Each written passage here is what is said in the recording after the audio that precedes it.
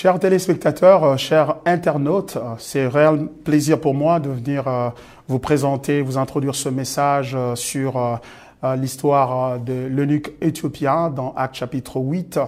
Et comme vous allez le découvrir avec nous, c'est vraiment une histoire très émouvante parce que là, nous voyons un homme qui était indésirable dans le temple de Dieu, donc qui pourtant était venu adorer Dieu, mais que finalement Dieu accepte à cause de l'œuvre que Christ a accomplie à la croix. Philippe vient lui annoncer l'évangile de Christ et sa réaction à l'évangile de Christ, sa conversion et surtout la joie qu'il a démontrée vont certainement vous marquer aussi. Que Dieu vous bénisse. Suivez avec moi. Amen. Ce matin, nous sommes dans le livre de Actes, chapitre 8. Actes des apôtres, c'est dans le Nouveau Testament. Je vais lire à partir du verset 25. Acte 8, à partir du verset 25. Après avoir rendu témoignage à la parole du Seigneur et après l'avoir prêché, Pierre et Jean retournèrent à Jérusalem en annonçant la bonne nouvelle dans plusieurs villages de Samaritains. Un ange du Seigneur s'adressant à Philippe lui dit: « Lève-toi et va du côté du midi sur le chemin qui descend de Jérusalem à Gaza, c'est lui qui est désert. » Il se leva et partit. Et voici un Éthiopien, un eunuque, ministre de Candace, reine d'Éthiopie, et surintendant de tous ses trésors, venu à Jérusalem pour adorer. Sont retournés, assis sur son char, et lisait le prophète Ésaïe.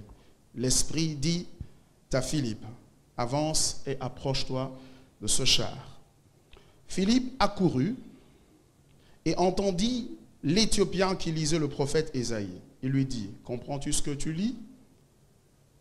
Il répondit: « Comment le pourrais-je si quelqu'un me guide ?» Et il invita Philippe à monter et à s'asseoir avec lui. Le passage de l'Écriture qu'il lisait était celui-ci. Il a été mené comme une brebis à la boucherie et comme un agneau muet devant celui qui le tond. Il n'a point ouvert la bouche. Dans son humiliation, son jugement a été levé et sa postérité qui la dépeindra, car sa vie a été retranchée de la terre. L'eunuque dit à Philippe: « Je te prie, de qui le prophète parle-t-il ainsi? Est-ce de lui-même ou de quelqu'un d'autre, ou de quelque autre ?» Alors Philippe, ouvrant la bouche et commençant par ce passage, lui annonça la bonne nouvelle de Jésus. Comme ils continuaient leur chemin, ils rencontrèrent de l'eau. Et l'eunuque dit: « Voici de l'eau, qu'est-ce qui empêche que je ne sois baptisé ?» Philippe dit: « Si tu crois de tout ton cœur, cela est possible. » L'eunuque répondit: « Je crois que Jésus-Christ est le Fils de Dieu. » Il fit arrêter le char. Philippe et l'eunuque descendirent tous deux dans l'eau, et Philippe baptisa l'eunuque. Quand ils furent sortis de l'eau, l'Esprit du Seigneur enleva Philippe, et l'eunuque ne le vit plus, tandis que, joyeux, il poursuivait sa route. Philippe se trouva dans Azote, d'où il alla jusqu'à Césarée, en évangélisant toutes les villes par lesquelles il passait. C'est la parole du Seigneur. Ce matin, je vais vous parler sur ce thème: l'eunuque éthiopien, un adorateur indésirable. L'eunuque éthiopien, un adorateur indésirable. Avant de me plonger dans le vif du sujet, donc de exposer ce que ce texte est en train de nous dire, le message que Luc, qui est l'auteur du reste de ce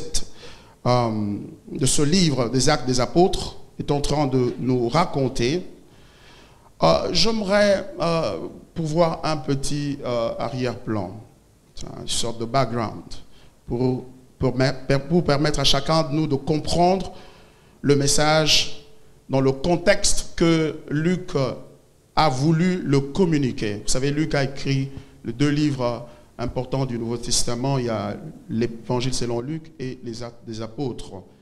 Et en termes de volume, si vous mettez les 2 ensemble, c'est même plus important quantitativement par rapport à ce que l'apôtre Paul a écrit.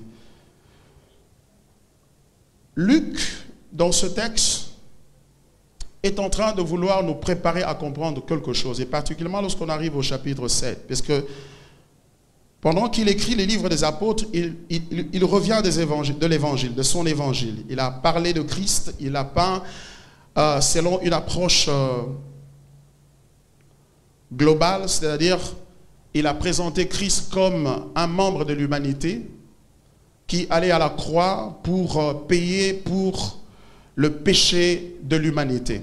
Et c'est pour cela, lorsque vous lisez Luc chapitre 3, vous voyez que la généalogie que Luc est en train de pourvoir dans ce texte-là est tout à fait différente de celle que Matthieu est en train de pourvoir au chapitre 1er de son évangile.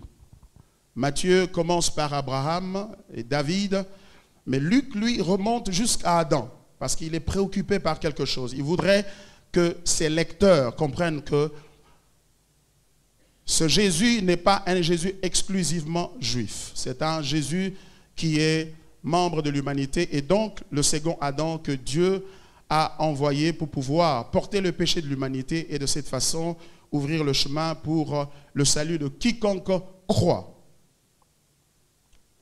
Et donc, lorsqu'il en arrive, Luc, puisque c'est de lui qu'il s'agit, lorsqu'il en arrive au livre des Actes des Apôtres, il est en train ici de nous montrer, au chapitre 7,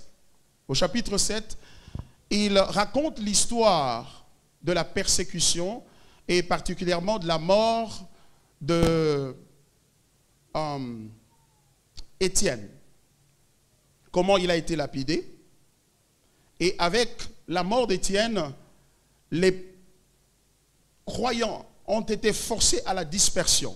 Ils ont dû quitter Jérusalem, ils ont commencé à aller vers d'autres villes, fuyant la persécution et cherchant à mettre leur vie à l'abri de la mort. Et Luc est en train de nous aider à comprendre que par ce mouvement-là, que les disciples sont en train de subir, fuyant la persécution, la parole du Seigneur Jésus-Christ est en train de s'accomplir. Parole selon laquelle vous recevrez une puissance lorsque le Saint-Esprit viendra sur vous et vous serez mes témoins à Jérusalem, en Judée, en Samarie, jusqu'aux extrémités de la terre. Et c'est donc par le fait de la persécution que cette parole va s'accomplir. Ainsi, les disciples quittent Jérusalem, ils arrivent dans Samarie. Et au chapitre 8 des Actes des Apôtres, le chapitre que nous sommes en train de lire, au premier verset, jusqu'au verset 24, on nous raconte comment Philippe se retrouvait en Samarie. Il se retrouvait en Samarie en train de prêcher la parole. Vous savez, la Samarie était constituée de personnes, des habitants qui étaient à moitié juifs et à moitié païens. C'est-à-dire que clairement, racialement, l'évangile est en train de sortir du judaïsme, donc des confins du judaïsme pour pénétrer d'autres races et ainsi accomplir non seulement la pensée de Jésus ou l'ordre de Jésus de voir ses disciples annoncer l'évangile au monde entier, mais aussi le soubassement même de l'évangile qui se trouve être l'alliance avec Abraham, parce que par Abraham, Dieu avait promis d'atteindre, de bénir les nations du monde. En d'autres termes, Luc est en train de nous introduire à deux concepts ici. Le premier, c'est l'inclusivité du christianisme. L'inclusivité du christianisme. Et le second, c'est l'exclusivité du christianisme. Parlant de l'inclusivité, il est en train de nous montrer que le salut que Christ apporte ne se limite pas seulement aux Juifs. Il s'étend au reste du monde. Et donc, il n'y a pas que le juif qui doit venir à Jésus, et il y a aussi le non-juif. C'est pour cela qu'il nous raconte 3 récits de conversion remarquables qui ont eu lieu dans le Nouveau Testament. Il s'agit donc de l'eunuque éthiopien, de l'apôtre Paul et de Corneille. Le 3, et ils se suivent de cette manière-là. Au chapitre 8, nous avons l'eunuque éthiopien qui se convertit au christianisme. Au chapitre 9, nous avons l'apôtre Paul qui est un juif qui se convertit au christianisme. Et ensuite Corneille, qui lui aussi est un païen, mais d'une autre origine, se convertit au christianisme. Et c'est un peu toujours cette idée de la globalisation du christianisme que Luc est en train de nous communiquer ici. Parce qu'en fait, vous allez voir, vous allez remarquer que l'eunuque éthiopien est le descendant de Cham, l'apôtre Paul est le descendant de Shem, et Corneille qui est le descendant de Japheth. Ce sont les 3 enfants de Noé avec qui et par qui Dieu a repris l'histoire de l'humanité après le déluge. C'est toujours l'idée de l'inclusivité. Et lorsque vous jetez un regard curieux aujourd'hui à travers le monde de façon géographique, vous allez vous rendre compte que le christianisme, c'est la religion la plus géographiquement répandue. Nous n'avons pas une concentration géographique et nous n'avons même pas une Mecque à nous, à l'instar des musulmans qui ont un lieu où tout musulman est appelé à se rendre. Il en est de même du bouddhisme. Le christianisme est répandu géographiquement et donc l'instance de la conversion de l'eunuque éthiopien est en train de nous montrer que maintenant l'évangile qui avait commencé à Jérusalem, qui arrive en Samarie, est prête à partir vers l'Afrique maintenant. Et l'eunuque éthiopien, en fait, se présente comme, pour nous, l'apôtre de l'Afrique, l'apôtre du christianisme en Afrique. Parce que c'est par lui que le christianisme va entrer en Afrique. Il est important de réaliser cela, parce que souvent, en tant qu'être humain, nous développons cette pensée de la frustration. Nous sentons ou réalisons que nous n'avons pas droit de cité dans la maison de Dieu, que nous n'avons pas d'invitation à ce fastin de l'agneau. Mais très tôt dans le christianisme, le texte est en train de nous montrer que, en fait, Dieu était intéressé aux Africains et particulièrement au travers de cet homme qu'on appelle l'eunuque éthiopien. Et curieusement, de 3, c'est-à-dire l'eunuque éthiopien, l'apôtre Paul et Corneille, de 3, il n'y a qu'un seul dont on ne mentionne pas le nom. On le définit, on le décrit par certaines caractéristiques sociales, politiques, économiques et même raciales, mais on ne le nomme pas précisément. Le christianisme n'est pas seulement inclusif, il est aussi en même temps exclusif. Ça paraît un peu quelque peu paradoxal. Il est à la fois inclusif, il appelle tout le monde. La Bible dit, Jean 3,16, car Dieu a tant aimé le monde qu'il a donné son Fils unique afin que quiconque croit en lui ne périsse point mais qu'il ait la vie éternelle. Il est certes, cet évangile, inclusif, géographiquement, racialement parlant, mais il est exclusif de par son essence. Parce que elle est, je voulais dire, l'évangile est focalisé sur la personne de Christ.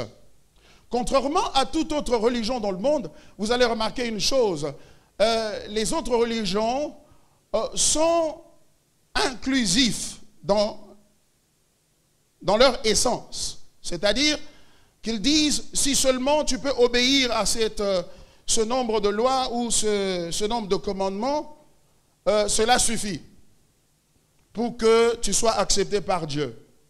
Ce qui veut dire que les autres prophètes ou les autres leaders spirituels pointent à une exigence qui est extérieure à eux, c'est-à-dire à la loi ou au commandement pour pouvoir parvenir au salut. Mais le christianisme, lui, c'est le seul où l'on voit le leader spirituel, le prophète du christianisme, le Seigneur Jésus pointait exclusivement vers lui-même comme la seule source du salut et donc l'apothéose du salut. Donc la destination finale. Il ne pointe pas à lui comme juste un moyen pour aller vers autre chose qui vous réjouirait le plus, qui vous satisferait le plus, mais il pointe à lui comme la destination finale du salut, de la joie, du bonheur et donc un bonheur éternel. Et l'histoire de cet homme ici cet eunuque éthiopien est en train de nous enseigner de façon particulière ces deux réalités. Et le texte qui est sous examen, à partir du verset 25, nous montre qu'il y avait un mouvement spirituel, un réveil spirituel qui avait démarré en Samarie. Et Dieu avait instrumentalisé Philippe pour pouvoir déclencher ce réveil spirituel. Et ce réveil-là a conduit à un problème. On a vu Simon le magicien qui demande que les apôtres Pierre et Jean, qu'il avait vu en train d'imposer les mains aux gens et ce dernier recevait le Saint-Esprit, il leur demandait de recevoir la même puissance pour pouvoir l'exercer lui aussi à son tour et attirer les gens à Christ. Un mélange qui déjà, on le voit à ce niveau, représente une sorte de contamination de l'évangile. Dieu merci, ces hommes de Dieu se sont dressés contre lui et ont refusé de lui accorder gain de cause, c'est-à-dire de répondre à sa requête favorablement. De là, maintenant, un ange apparaît au Seigneur, je voulais dire à Philippe, et lui dit, lève-toi et va du côté du midi sur le chemin qui descend de Jérusalem à Gaza, celui qui est désert. Et Luc est en train, et précise celui qui est désert, parce qu'il voudrait déjà nous préparer notre pensée, notre réflexion au portrait de la personne qui va nous présenter dans ce texte. Donc, le désert qui nous fait penser à l'idée de la non-fécondité, la stérilité. Et il dit, au verset 27, il se leva, c'est-à-dire Philippe, est parti. Et voici un Éthiopien, un eunuque, ministre de Candace, reine d'Éthiopie, et surintendant de tous ses trésors venus à Jérusalem pour adorer. L'Éthiopien avait quitté l'Éthiopie. Vous savez, à l'époque, l'Éthiopie n'est pas exactement l'Éthiopie moderne que nous connaissons aujourd'hui. Cette Éthiopie dont on fait allusion, à laquelle on fait allusion ici, c'est une large région qui commence du sud de l'Égypte jusqu'à Khartoum, c'est-à-dire au Soudan, qui englobait toute cette région-là. Et c'est donc dire que c'était une région habitée essentiellement par les Noirs. Donc, un Noir qui de surcroît, non seulement qu'il était éthiopien, mais aussi il était eunuque, c'est-à-dire qu'il était castré. Il ne pouvait pas concevoir du reste de sa vie. Pourquoi ? L'auteur nous précise et nous donne la raison pour laquelle il était eunuque. Il était eunuque parce qu'il était ministre de Candace, reine d'Éthiopie. Il travaillait à la cour de la reine. Et à l'époque, personne ne pouvait travailler à la cour de la reine sans... Toute personne mâle devait être castrée. Pourquoi? Parce qu'on évitait que quelqu'un vienne à la cour du roi et on commence à voir un petit se balader dans la cour du roi qui ressemble au manager et au financier de la cour du roi. Alors on voulait s'assurer que pareille chose n'arriverait pas et que le travailleur du roi ou de la reine n'engrosserait pas un membre de la famille royale, de peur que ce sang-là puisse contaminer le sang, la lignée royale, et donc conduire à la perte du pouvoir. Donc, on le castrait. Tout homme qui voulait bien travailler à la cour du roi devait, de la reine, dans le cas de Spèce, il devait, toute personne mâle devait être castrée. Et donc cet homme était castré et on nous dit qu'il était venu à Jérusalem pour adorer. Il était venu pour adorer. Certainement, il avait ouï dire qu'en Israël, il y a un Dieu qui est grand, un Dieu qui fait des prodiges, un Dieu qui fait des miracles, un Dieu glorieux. Il doit avoir appris cela parce qu'on nous apprend dans le texte qu'il était en train, après sa visite à Jérusalem pour raison d'adoration, il était en train de lire le livre d'Ésaïe, le rouleau d'Ésaïe. Donc il a entendu parler et il est venu pour adorer. Comme le thème de mon message le dit, eunuque éthiopien, un adorateur indésirable. Pourquoi je dis que c'est un adorateur indésirable? Parce que dans Deutéronome, chapitre 23,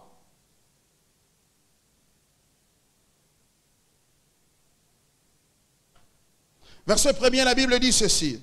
Celui dont les testicules ont été écrasés ou l'urètre coupé n'entrera point dans l'assemblée de l'Éternel.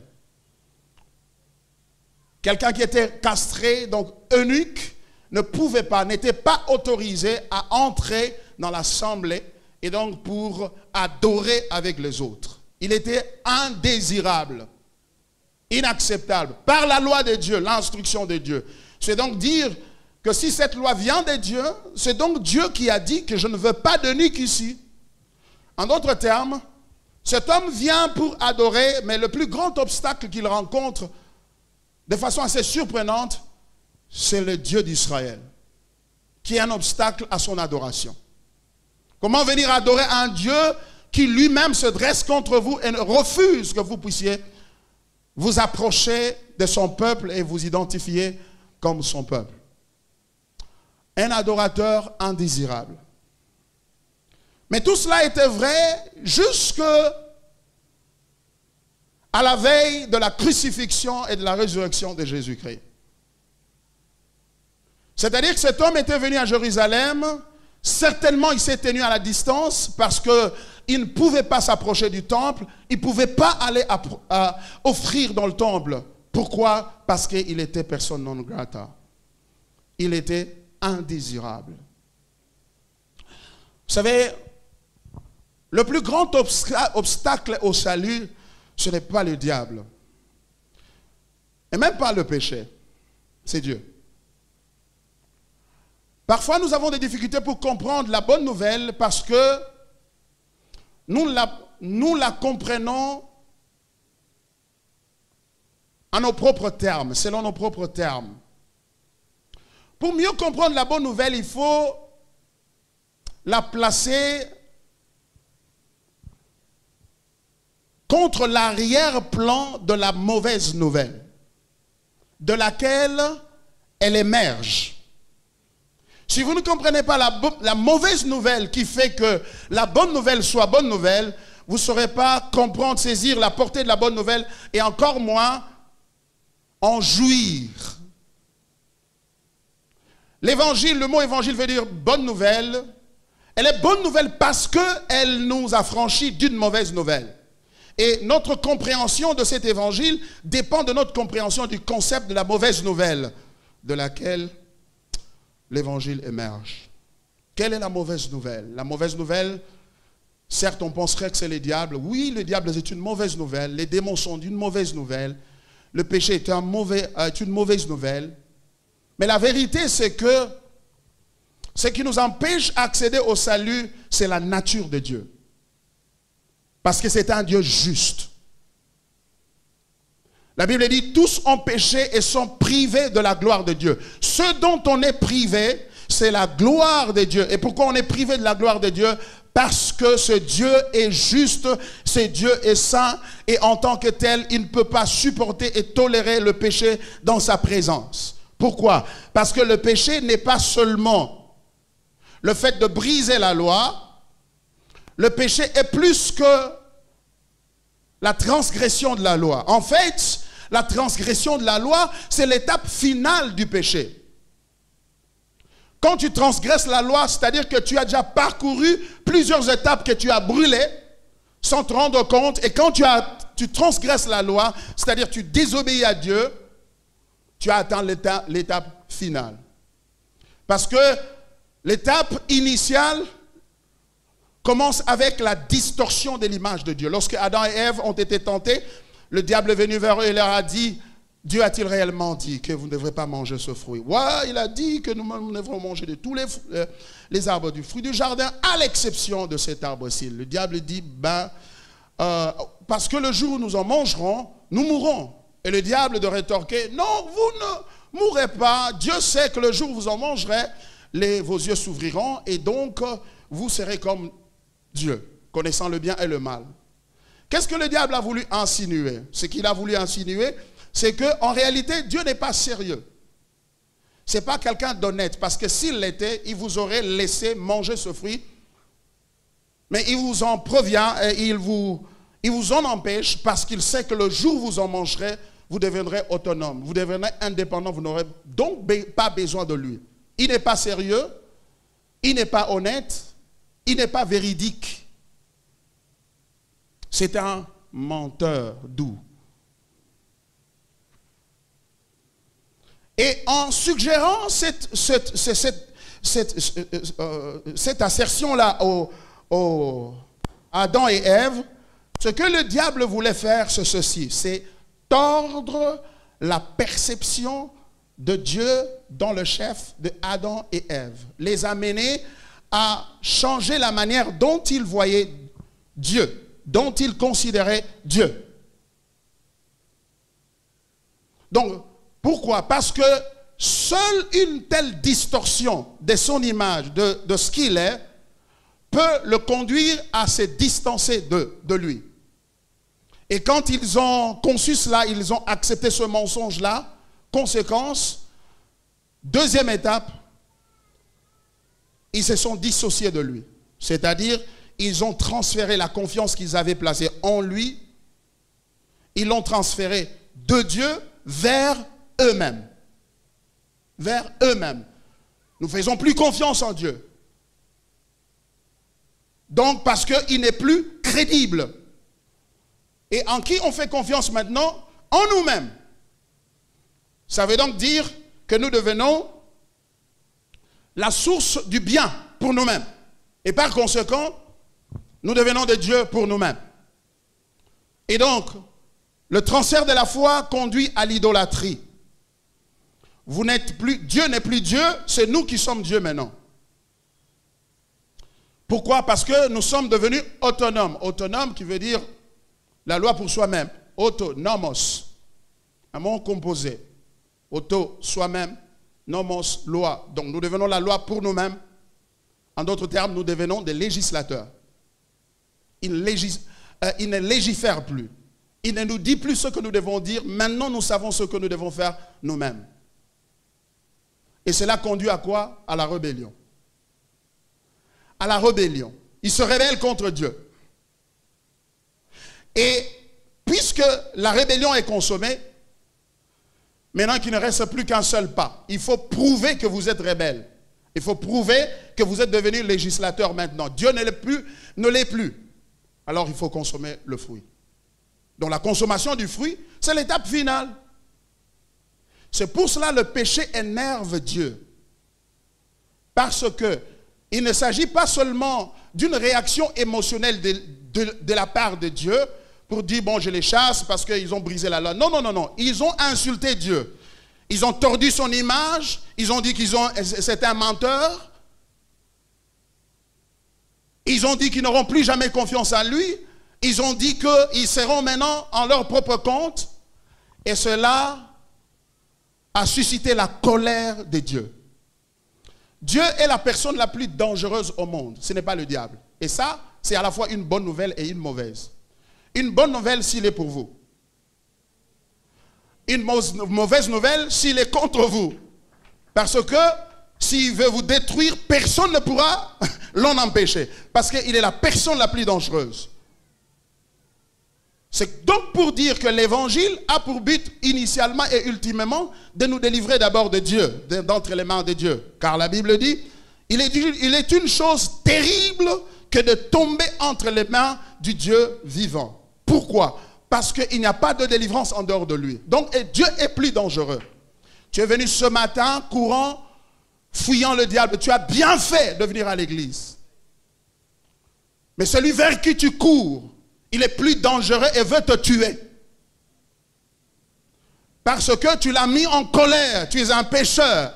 La Bible dit, tous ont péché et sont privés de la gloire de Dieu. Sont privés de la gloire de Dieu. C'est pour cela l'évangile consiste ultimement en la réconciliation entre l'homme et Dieu. L'homme est l'ennemi de Dieu à cause du péché. Et ce que Christ fait, c'est nous réunir, nous mettre ensemble, nous réconcilier, de manière à ce que nous retrouvions la paix et la joie de vivre. C'est donc dire que, bien-aimés dans le Seigneur, l'évangile, cet eunuque éthiopien arrive à Jérusalem pour adorer, mais il est en train de quitter Jérusalem avec un arrière-goût amer, parce que chaque fois qu'il arrive là-bas, il n'est toujours pas permis de pouvoir entrer dans le temple et donc de s'assembler avec les enfants de Dieu, le peuple de Dieu, et adorer. Mais tout cela va changer bientôt. Parce qu'un ange a visité Philippe et lui a dit,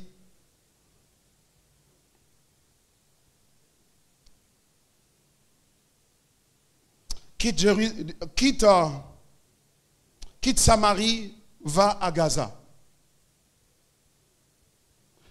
Et lorsqu'il descend là-bas, il voit cet Éthiopien et l'Esprit lui dit, approche-toi de ce char.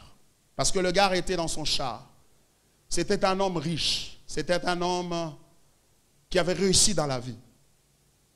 Si tu veux réussir, peut-être qu'il peut te donner les 7 clés de la réussite dans la vie. À l'exception de la clé de l'adoration. Parce que ça, c'est la seule chose qu'il n'a pas pu faire avec succès. Pourquoi? Parce qu'il était unique, éthiopien. Et remarquez que ce qu'il était irréversible. Ce qu'il était irréversible. Il ne pouvait pas changer cela. Il était castré. Il n'aurait plus jamais d'enfant dans sa vie. Il est des choses dans la vie chrétienne qui sont irréversibles. Il est des choses dans la vie, des choses qui vous arrivent, qui deviennent irréversibles. Et vous adorez le Seigneur et vous priez, vous vous demandez, mais Seigneur, pourquoi tous les autres peuvent être guéris de ce mal? Pourquoi tous les autres peuvent sortir de ce genre de difficultés et pas moi? Il y a des choses que même la prière ne sait pas corriger. Ça peut paraître scandaleux que de dire ça. Vous allez comprendre tout à l'heure. Parce que, en réalité, il n'existe pas de prière puissante, il n'existe qu'un Dieu puissant.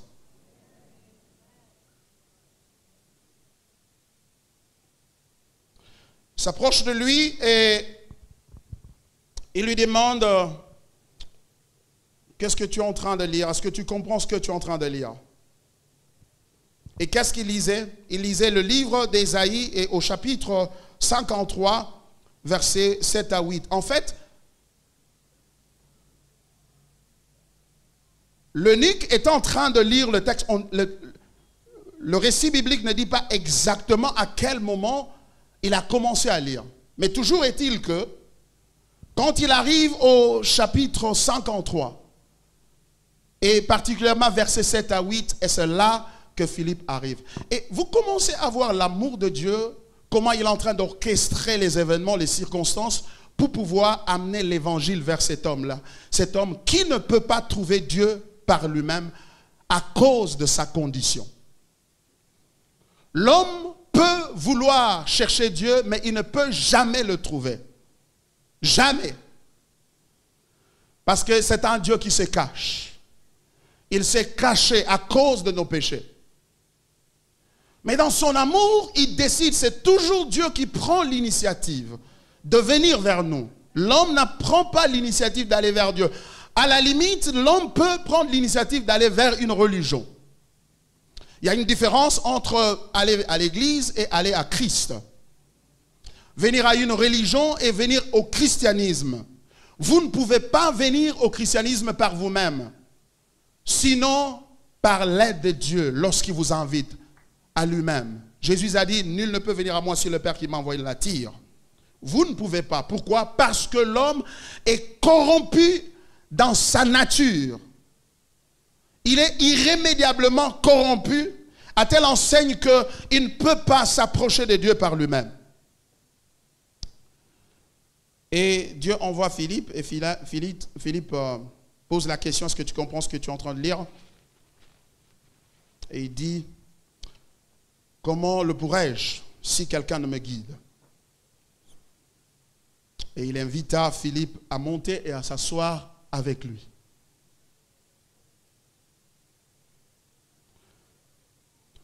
Le passage de l'écriture qu'il lisait était celui-ci.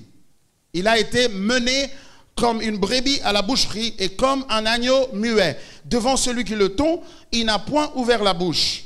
Dans son humiliation, son jugement a été levé et sa postérité qui la dépendra, car sa vie a été retranchée de la terre.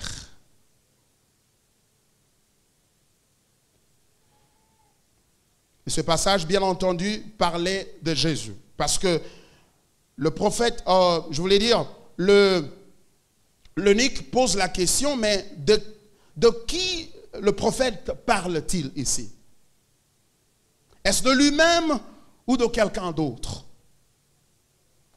La question c'est que pourquoi il était particulièrement attiré par cette portion des Écritures? À cause de ce que l'agneau a subi dans le texte.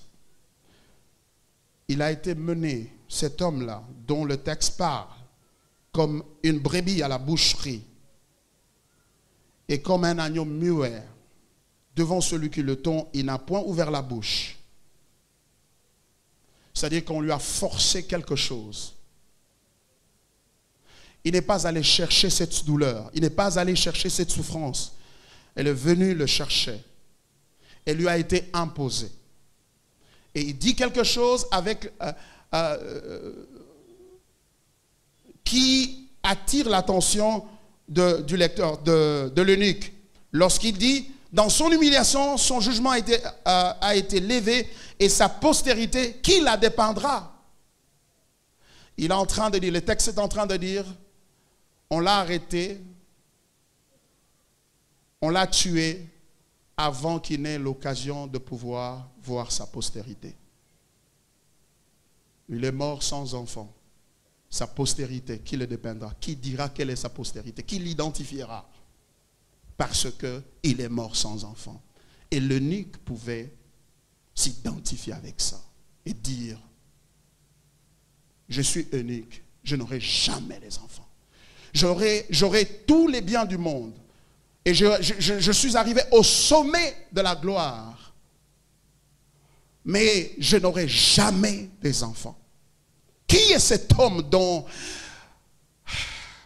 le prophète parle? Il veut l'écouter. Il veut savoir un peu plus. Tu veux écouter, tu veux t'approcher de quelqu'un qui traverse une situation comme la tienne. Pour savoir si, est-ce qu'il y a quelque chose d'anormal avec moi ou ce qui m'arrive arrive aussi à d'autres personnes? Est-ce que ce que je traverse, j'ai perdu ma femme, j'ai perdu mon mari, j'ai perdu mes enfants, je ne me marie pas, bientôt 50 ans. On a prié. Combien de jeudis et toko auxquels je n'ai pas assisté? Quelles sont les sémences que je n'ai pas faites? La dîme, je la paye régulièrement. Je fais tout ceci. Tout ce que Dieu me demande, je le fais. Et curieusement, il trouve quelqu'un avec qui il peut s'identifier. C'est l'agneau de Dieu. Et Philippe commence à lui parler et lui dit, c'est de Jésus qu'il s'agit. Il lui annonce l'évangile. Il lui annonce que cet homme dont le prophète est en train de parler, il y a quelques jours, il y a quelques mois, vient d'être arrêté et il a été mis à mort. Mais il y a une bonne nouvelle.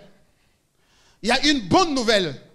C'est qu'il est ressuscité et qu'il est monté au ciel. Il est assis à la droite du Père. À l'heure qu'il est, il a une grande progéniture. Nous sommes sa progéniture. Nous sommes sa génération. En d'autres termes, cet homme était aussi un eunuque. Il ne pouvait pas concevoir. Il ne pouvait pas donner naissance aux enfants. Mais pour une autre raison.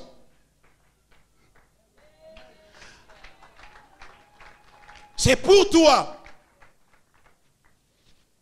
Et pendant qu'ils allaient,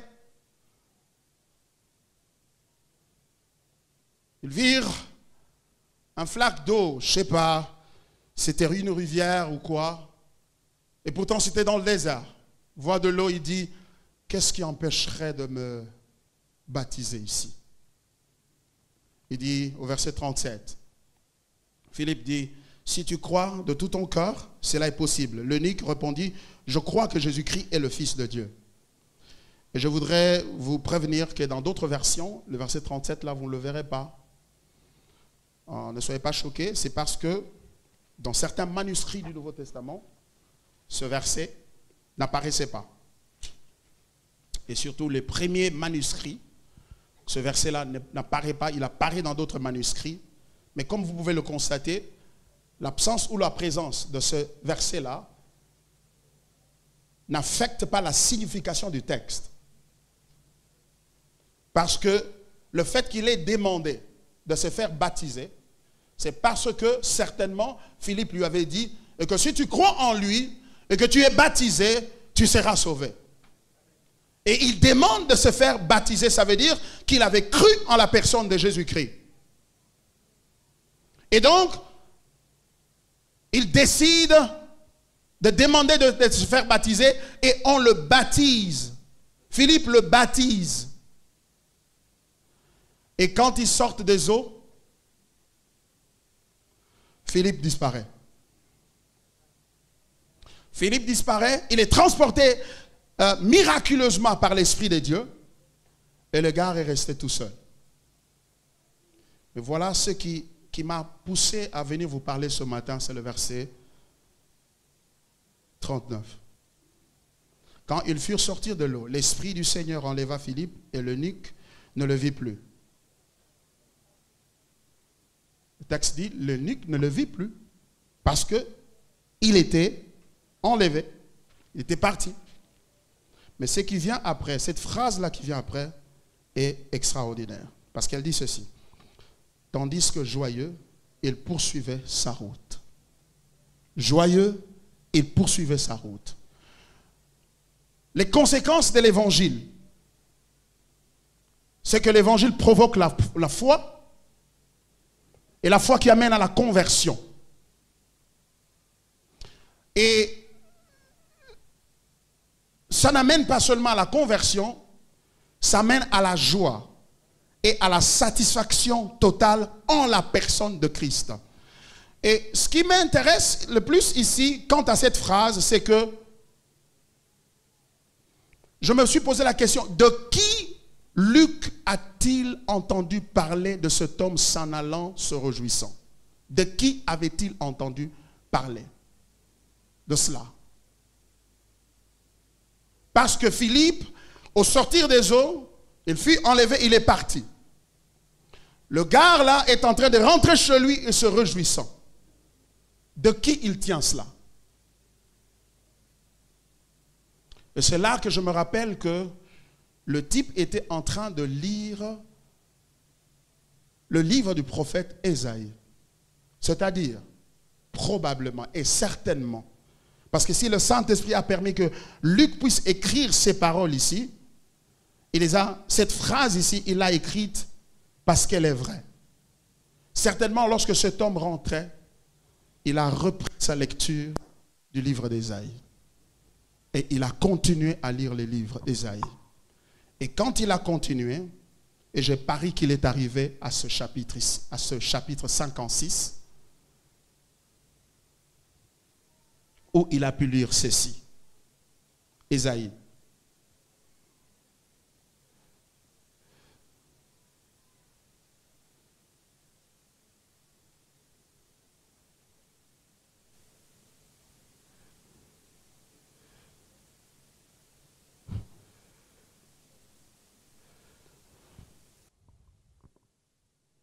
Ainsi parle l'Éternel, observez ce qui est droit et pratiquez ce qui est juste. Oh, ça c'est très beau pour quelqu'un qui vient de se convertir, n'est-ce pas? On lui dit maintenant que tu as commencé ta nouvelle vie en Jésus, hein? Observe ce qui est droit, pratique ce qui est juste, car mon salut ne tardera pas à venir. Le déjà et le pas encore. C'est-à-dire le salut que Dieu a apporté en Jésus-Christ, c'est un salut en deux tranches. Il y a une première tranche qui vous est donnée sur cette terre. Il y a une autre tranche qui arrive. Une tranche eschatologique qui viendra à la fin lorsque Jésus-Christ reviendra. Ça veut dire que l'histoire que tu traverses maintenant, ce n'est pas la fin de ton histoire. Il y a une autre tranche qui arrive. Le salut là ne tardera pas à venir et ma justice à se manifester. Le texte continue en disant, heureux l'homme qui fait cela.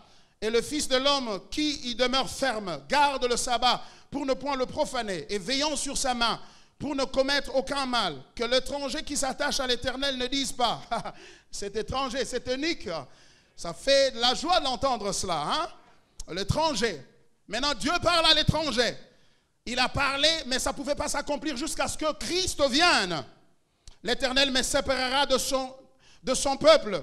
Et que l'eunuque ne dise pas, voici je suis un arbre sec. Le type est allé se réjouissant parce qu'il a trouvé une bonne nouvelle qui dit, l'eunuque qui n'aille pas à la maison, qu'il dise que je suis un bois sec, je suis stérile, je ne peux pas enfanter. Et parce que je ne peux pas enfanter, je ne peux pas avoir la joie. Parce que Christ est sa joie. Alléluia.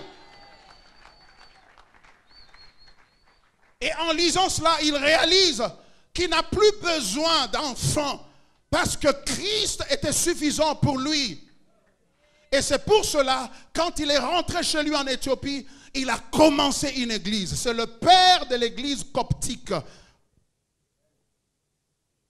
C'est l'apôtre.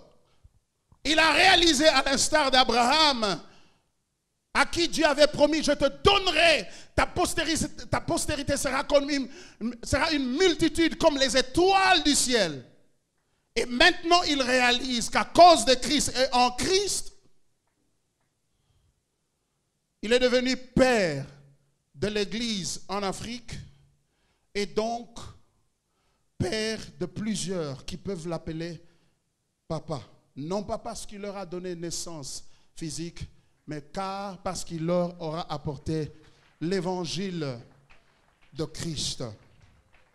Et tout à coup, il réalise que ce qui a paru comme un accident de la vie, le fait qu'il se retrouve un jour unique, et ce qui peut avoir paru à lui comme une erreur de la vie.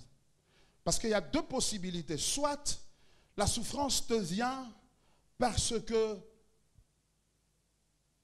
à cause du concours de circonstances qui t'entourent, tu ne l'as pas voulu, tu te retrouves dans une situation que tu n'as jamais imaginé dans laquelle tu pouvais te retrouver. Ou carrément, c'est à cause de tes erreurs du passé que tu as commises, maintenant tu ne peux plus enfanter. Parce que tu avais commis des avortements. Parce que tu n'avais pas suffisamment étudié. Il y a un genre de boulot que tu ne peux pas occuper. À cause de des erreurs de choix, tu te retrouves dans un foyer compliqué et difficile. Et même alors, bien-aimé dans le Seigneur, La joie vient de la personne de Christ qui t'a aimé. Car en réalité, ce que tu crois qu'en l'ayant, tu deviendras heureux, ce n'est qu'une illusion. Parce que le jour où tu l'auras et tu seras arrivé là, tu vas commencer à t'ennuyer et te demander, c'est tout ce qui m'a fait courir dans la vie pour que j'en arrive ici. C'est pourquoi la satisfaction profonde ne vient que du Seigneur. C'est pourquoi la joie, le bonheur, c'est de connaître le Seigneur, de vivre en harmonie avec lui. Jésus a dit, la vie éternelle, c'est de connaître le Père, celui que le Père a envoyé, à savoir Jésus-Christ. Bien-aimés dans le Seigneur, la souffrance est l'un des outils que l'ennemi est en train d'utiliser ces derniers temps pour décourager les enfants de Dieu. Pour leur dire que votre adoration n'est pas acceptée. Parce que si ton adoration était acceptée, pourquoi tu souffres encore? Tu dis que Jésus t'a accepté. Tu dis que le sang de Jésus t'a purifié. Mais pourquoi tu n'arrives pas à concevoir? Mais pourquoi tu n'arrives pas à voir ceci ou cela? Pourquoi ta condition n'arrive pas à changer? C'est pour cette raison que l'apôtre Paul a écrit l'un des chapitres le plus glorieux de la Bible. J'aime ce chapitre. Je vous le recommanderai. Je vous recommanderai de le lire ne fût-ce qu'une fois la semaine. Et surtout lorsque vous traversez des temps et des moments difficiles. C'est Romains chapitre 8. C'est le plus glorieux chapitre de la Bible. Ça commence avec une bonne nouvelle. Et maintenant, il y a donc point de condamnation pour ceux qui sont en Jésus-Christ. C'est comme ça que ça commence. Il n'y a plus de condamnation. Si tu as cru en Jésus, tu ne souffres pas ce soir parce que tu es sous une malédiction. Tu souffres ce soir parce que c'est la porte par laquelle tu vas entrer dans la gloire. Parce que c'est le chemin par lequel tu vas jouir, tu vas aller comme cet eunuque, te réjouissant au milieu de tes contradictions, au milieu de tes paradoxes, au milieu de ton essoufflement. Tu chanteras un cantique de louange lorsque tu lèveras les yeux vers le Seigneur et tu réaliseras qu'en réalité, tu n'as pas seulement reçu la grâce de croire en lui, mais tu as aussi reçu la grâce de souffrir pour lui. Tu as reçu aussi cette grâce-là, de souffrir pour lui.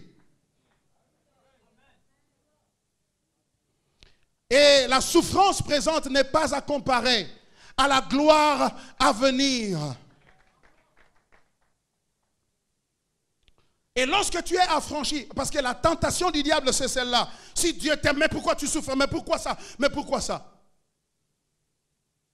Et c'est cela qui va te tenter à aller fabriquer ton veau d'or, qui va t'amener à aller fabriquer ta propre religion pour te détourner du christianisme, te détourner de Jésus.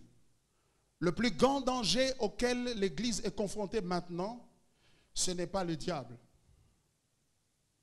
Le plus grand danger auquel l'Église est confrontée, c'est la perte du christianisme. C'est la perte du christianisme. Nous allons perdre le christianisme. Et nous nous retrouvons avec une religion au nom de Jésus, qui n'a de commun avec le christianisme que le nom de Jésus et la Bible, mais qui en substance est différente du christianisme. Et c'est à cela que nous devons faire très attention. Le but du christianisme, ce n'est pas de mettre fin à toutes vos souffrances. Bien au contraire. La Bible dit dans toutes ces choses, nous sommes plus que vainqueurs par celui qui nous a aimés. Dans toutes ces choses. Ne dis pas après toutes ces choses. Quelles sont ces choses? L'apôtre Paul les définit. Les tribulations, les persécutions, la famine, la nudité, les difficultés. Il dit pas après toutes ces choses, nous sommes plus que vainqueurs. Non, il dit, il y a une nouvelle catégorie de vainqueurs. Ils s'appellent de plus que vainqueurs. Les vainqueurs sont des vainqueurs. sont une catégorie post-tribulation, post-souffrance. Après la souffrance. Quand la souffrance est partie, ils sont des vainqueurs. Mais il y a une nouvelle catégorie, c'est la catégorie des plus que vainqueurs. Ceux qui, au milieu de la souffrance, sont en train de scander des cantiques de joie, sont en train de louer le Seigneur, sont en train de dire, je suis béni d'avoir eu cette souffrance. Ils sont en train de dire, c'est ma couronne que je porte, c'est ma croix que je porte. Je ne me fatiguerai pas, car je puis tout par celui qui me fortifie. Je suis plus que vainqueur, parce que je suis dans la situation, mais j'ai la joie de celui qui est sorti de la situation. Et j'ai une joie plus abondante que même celle de celui qui est sorti de la situation. Car celui qui est sorti de la situation, il peut être réattaqué. Il peut être réattaqué, il peut être réinfecté. Mais moi, puisque je me réjouis dans la situation, je suis immunisé contre la situation. Et lorsque Dieu me regarde, il dit, voici mon fils bien-aimé en qui je mis toute mon affection. Je suis venu te dire, sois fort, sois fort. Il a accepté ta souffrance. Ça ne vient pas du malin, ça vient de lui. Car qui dira qu'une chose arrive si ce n'est l'Éternel? N'est-ce pas de l'Éternel que viennent les maux et les biens? L'Éternel peut tout et rien ne peut s'opposer à ses pensées. Nous nous lèvons tous ensemble. Alléluia. Un adorateur indésirable est devenu celui que Dieu a désiré. Chers téléspectateurs, chers internautes, comme vous venez de le constater, le message était vraiment centralisé sur l'évangile de Christ, sur la personne de Christ et comment l'évangile a pu sauver un homme comme l'eunuque éthiopien. Et Luc qui nous raconte cette histoire, il nous a montré l'inclusivité et l'exclusivité de l'évangile du Christ. Alors, on a vu cet eunuque éthiopien qui a rencontré le Seigneur et sa réponse à l'évangile. Il s'est converti, il a même demandé de se faire baptiser et ensuite, il a démontré de la joie malgré sa condition. Le but du christianisme n'est pas de terminer toutes nos souffrances maintenant. Ces souffrances termineront lorsque Christ reviendra. Mais pendant que nous sommes sur la terre, comment nous pouvons nous réjouir avec Christ dans nos cœurs? Et que tous ceux qui n'arrivent pas encore à trouver les réponses à leurs problèmes et préoccupations trouvent dans ce message, ont trouvé dans ce message, je le crois, une consolation du Seigneur et un encouragement à continuer à s'attacher au Seigneur et à le servir. Merci, que Dieu vous bénisse.